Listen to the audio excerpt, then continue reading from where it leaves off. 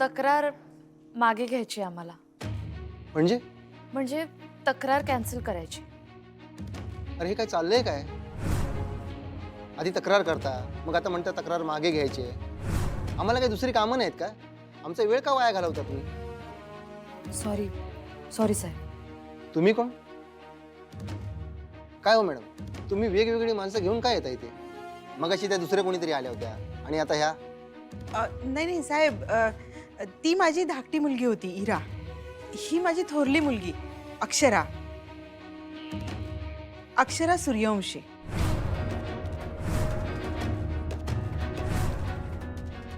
ओ अच्छा, तुम्हीच का त्या अक्षरा सूर्यवंशी? तुमचाच छळ केला ना तुमच्या सासरच्यांनी. अहो पण तुम्हाला तर एवढी मारहाण झाली होती की तुम्ही पोलीस स्टेशनमध्ये येऊ शकत नव्हता. तुम्ही ट्रामामध्ये आहात. हा, तुम्हाला 2-3 वेळा चक्कर आली असं सांगितलं गेलं आम्हाला. हा, तुम्ही तर आता एकदम बरेच झालात लगेच. काय मॅडम, त्या तर एकदम धडधाकट दिसत आहेत. हा, काय खोटी तक्रार केली की काय तुम्ही?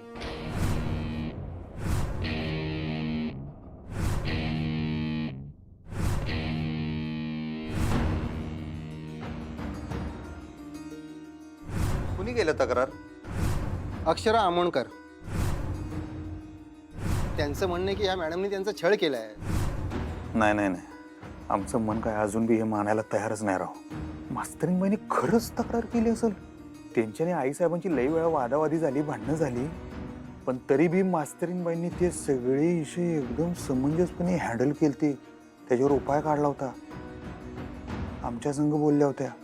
आमच्यावर राग बी काढला होता म्हणा, पण या असं का पोलीस स्टेशनमध्ये जायची भाषा? नाही नाही नाही, आता आम्ही त्यांच्या संग नाही म्हणून लई एकटे एकटे फिलिंग वाटत असेल काय त्यासनी. त्यांनी आमच्यावरचा राग काढायचा, आम्हाला धडा शिकवायचा म्हणता नाही असलं. नाही रे नाही मारता, पण मास्तरीनबाई ह्या अशा धडा शिकवणाऱ्यातल्या नाहीत. मास्तरीनबाई प्रेमानं समजून सांगणाऱ्यातल्या आहेत. हे असं करणार नाहीत. खोटी तक्रार केली होती की काय? ते इरा नाही साहेब, खोटी तक्रार नाही केली. नाही, म्हणजे गैरसमज झाला, त्यातून तक्रार केली गेली. हां, नाही म्हणजे खरंच आम्ही काहीच खोटं नाही बोललो.